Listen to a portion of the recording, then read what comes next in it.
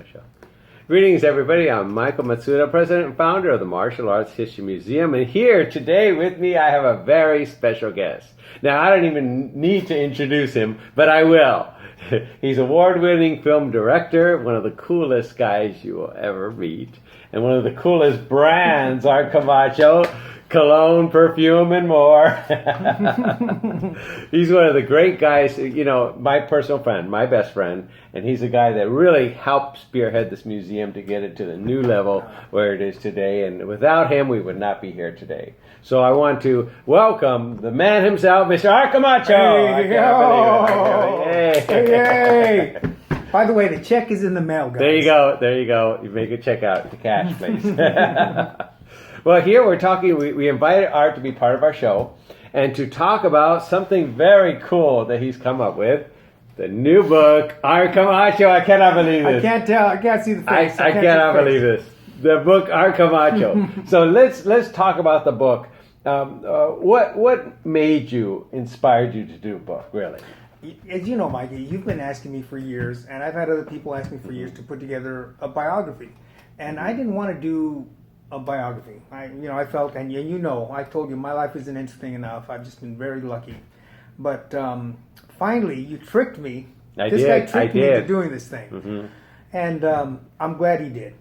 Because what the focus, filmmaker's journey, the focus is on the key points of my life that led me on this journey.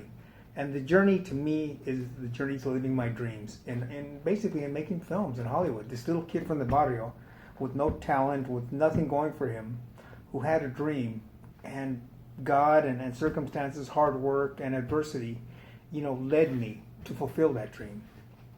Yeah, it is a very inspiring book. Many people put out a lot of books on martial arts and different things like that, but this is very different. It is not only a journey of your life, but a book about inspiration that other people can see. Oh, that happened to Art. That happened to him. It happens to me. This is how you can get picked up, pick yourself up. It's a book truly about inspiring, about moving forward, about making your life better.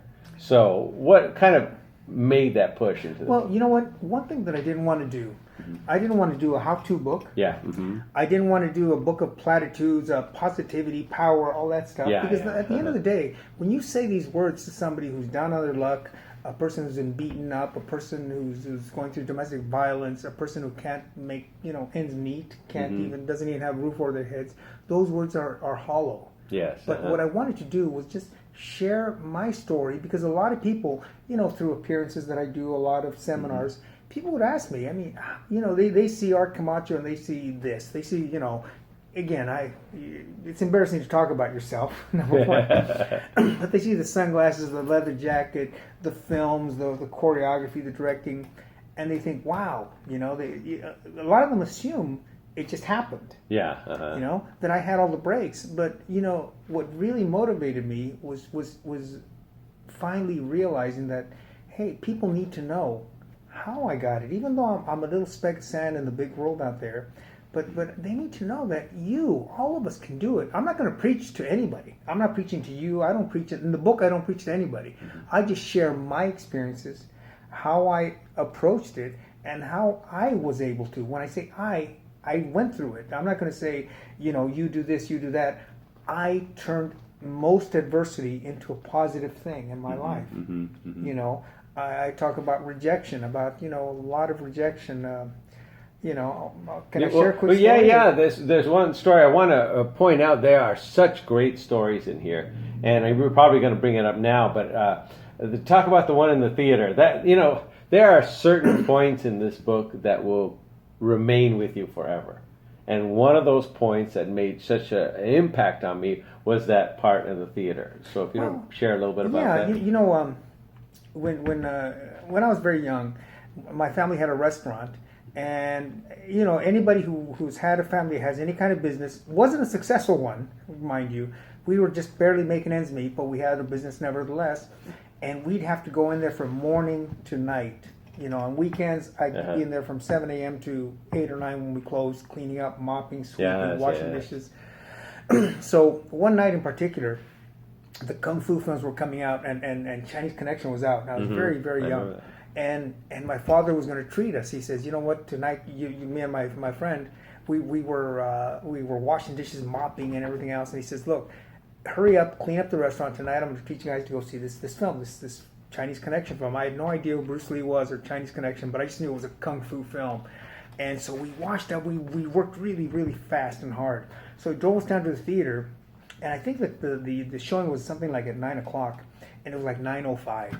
So we get up to the window, and the guy, who happened to be Caucasian, he just said, no, it's too late. The movie already started.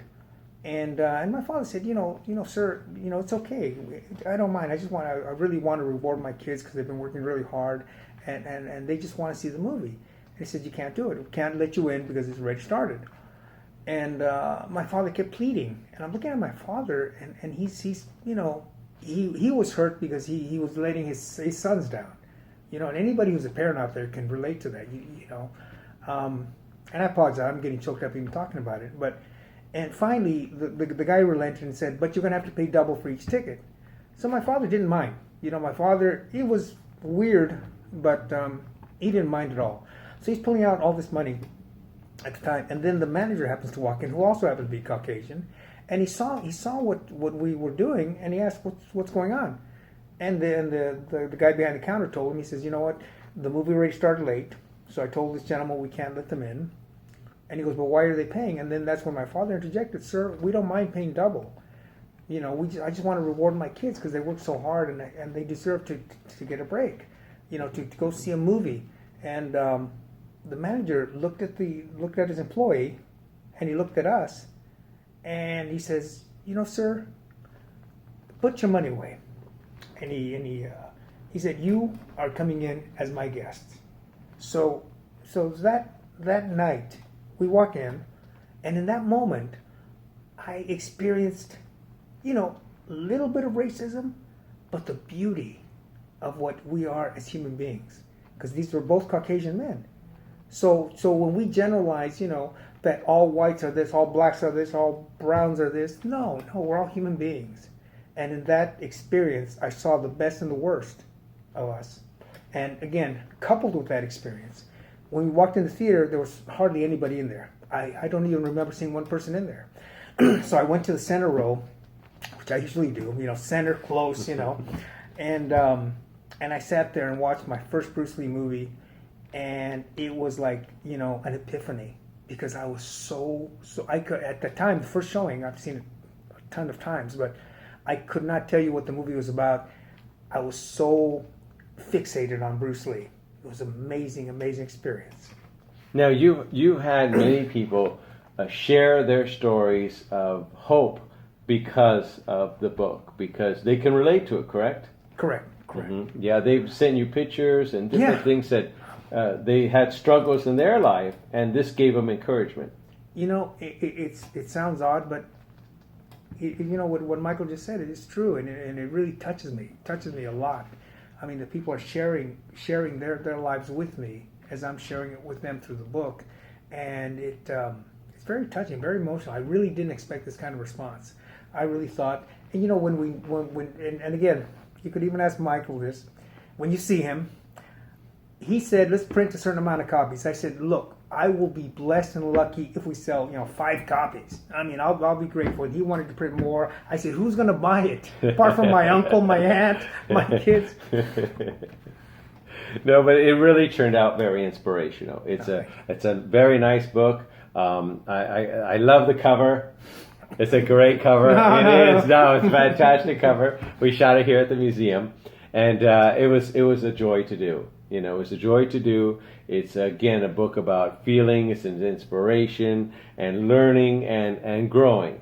And that's what's so wonderful about this book. There's not a lot of people especially the Latino community, that we can look up to. And I'm proud to have another addition to that someone we can look up to.